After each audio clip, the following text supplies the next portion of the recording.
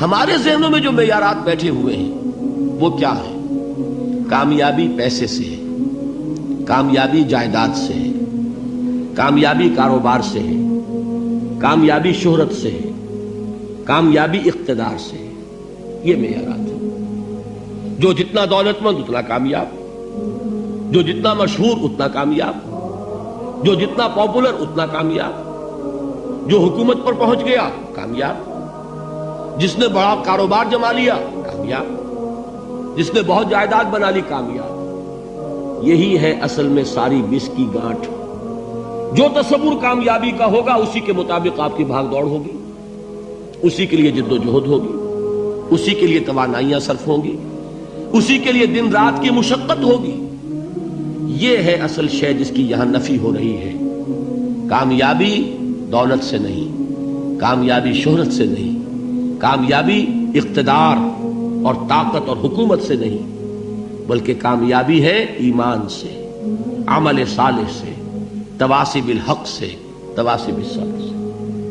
آپ غور کیجئے اس نقطہ نظر کا، اس ایٹیچیوڈ کا، یہ جو مینٹل ایٹیچیوڈ ہے، اس کا بدل جانا ہی انسانی شخصیت کے اندر انقلاب برپا کرے گا. اب آپ کا نتیجہ کیا نکلا؟ اگر تو دولت سے کامیابی ہوتی تو قارون بہت کامیاب تھا، اگر حکومت سے کامیابی ہوتی تو فرعون اور نمرود بہت کامیاب تھے. کامیابی ان سے نہیں ہے. کامیابی انسان دولت میں قارون کی دولت تک پہنچ جائے اور دنیا میں دبدبہ اور اقتدار اور سلطنت اور حکومت کے اعتبار سے وہ نمرود اور فرعون کا مقام حاصل کر لے، وہ ناکام ہے، خائب ہے، خاسر ہے، برباد ہے.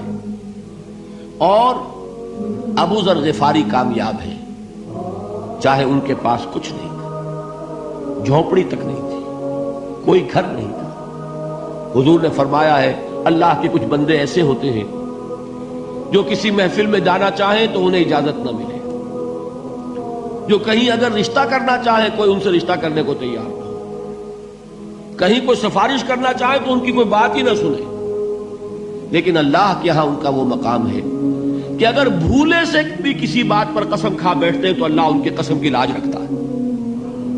یہ ہے فرق. یہ جان لیجیے اچھی طرح. اس بات کا مان لینا آسان، اس پر سبحان اللہ کہنا آسان، لیکن اس کے مطابق آپ کے اپنے ذہن کا بدل جانا بہت مشکل. اس لیے کہ ہم متاثر ہوتے ہیں اپنے ماحول سے. وہ بڑا محل ہے، دیکھ کر ایک دفعہ جھجری آتی ہے، وہ بڑی سی 20 فٹ لمبی کار سناٹے کے ساتھ آپ کے پاس سے گزر گئی. ایک دفعہ اعصاب کے اندر ارتعاش ہوتا ہے، محسوس ہوتا ہے بڑے یہ نصیبے والے لوگ ہیں، بڑے خوش نصیب، بڑے کامیاب.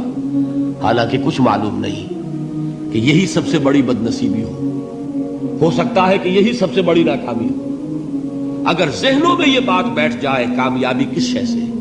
یہی وجہ دیکھیے قرآن مجید میں بارہا آپ دیکھیں اولئک ھم المفلحون، یہ ہے لوگ کامیاب ہونے والے. آج یہ آپ نے نماز میں وہ آیات سنی، یا ایھا الذین آمنوا ارکعوا واسجدوا واعبدوا ربکم وافعلوا الخیر لعلکم تفلحون. اے ایمان والو، رکوع کرو، سجدہ کرو، اپنے رب کی پرستش اور بندگی کرو اور اچھے کام کرو تاکہ تم کامیاب ہو جاؤ. تو کامیابی کن چیزوں سے ہے؟ یہ ہے سب سے بڑا سبق. یہ ہمارے دل میں اگر بات بیٹھ جائے، ٹھک جائے، تو زندگی بدل جائے گی. صبح و شام بدل جائیں گے، نقشے بدل جائیں گے، بھاگ دوڑ کا رنگ بدل جائے گا، ویلیو سٹرکچر بدل جائے گا. آج وہ ایک چیز نہایت اہم نظر آ رہی ہے، کل نہایت غیر اہم نظر آئے گی. جیسے کہ حضور کی حدیث ہے مالی ولد دنیا، مجھے تمہاری اس دنیا سے کیا سروکار ہے.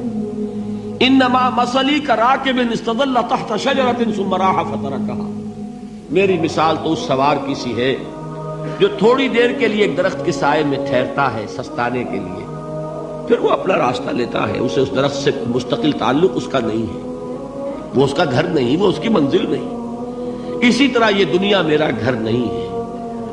اب دیکھیے ہم کہتے ہیں انا للہ و انا الیہ راجعون، ہم تو مسافر ہیں، ہم اللہ کے پاس سے آئے، اللہ کی طرف ہمیں لوٹ جانا ہے. کن فی الدنیا کانک غریب و عابر سبیل، حضور فرماتے ہیں دنیا میں ایسے رہو جیسے کہ تم اجنبی ہو یا راہ چلتے مسافر. لیکن یہ طرز عمل کب ہوگا؟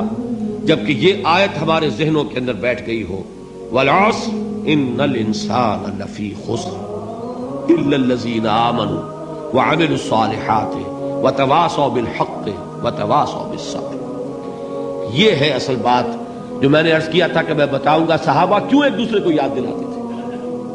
اس لیے کہ دیکھیے جیسے برف باری اگر ہو رہی ہو، آپ باہر نکلیں گے تو برف آپ کے کپڑوں پر جم جاتی ہے نا، تو آپ جھٹکتے ہیں کپڑوں کو تاکہ برف ہٹ جائے۔ ہمارے ایمان پر اس دنیا میں رہتے ہوئے جب ہم متاثر ہوتے ہیں ماحول سے تو گردہ آ جاتا ہے، برف پڑ جاتی ہے، اس کو جھٹکتے رہنے کی ضرورت ہے۔ اور وہ جھٹکنے کی بہترین اور مؤثر ترین شکل یہی ہے کہ یاد رکھو کامیابی ان چیزوں سے نہیں ہے۔ چمک دمک جو ہے دنیا کی، یہ ساری چمک دمک جو تمہیں رجھا رہی ہے، جو تمہیں اپنے اندر گم کیے ہوئے، یہ لفظ گم پر اقبال کا وہ شعر یاد آ گیا کہ کافر کی یہ پہچان کے آفاق میں گم ہے، اور مومن کی یہ پہچان کے گم اس میں ہے آفاق۔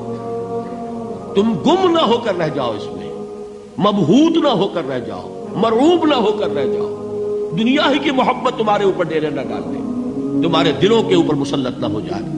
لہذا تازہ کرتے رہا کرو، والعصر ان الانسان لفی خسر الا الذین آمنوا وعملوا الصالحات وتواصوا بالحق وتواصوا بالصبر۔ پھر یاد کر لو، پھر تازہ کر لو اپنے اس یقین کو کہ کامیابی دولت سے نہیں، کامیابی ثروت سے نہیں، کامیابی اقتدار سے نہیں، کامیابی شہرت سے نہیں، کامیابی جائیداد سے نہیں، کامیابی ہے ایمان سے، کامیابی ہے عمل صالح سے، کامیابی ہے تواصی بالحق سے، کامیابی ہے تواصی بالصبر سے۔ یہ چار چیزیں ہیں کہ جو کامیابی کے لوازم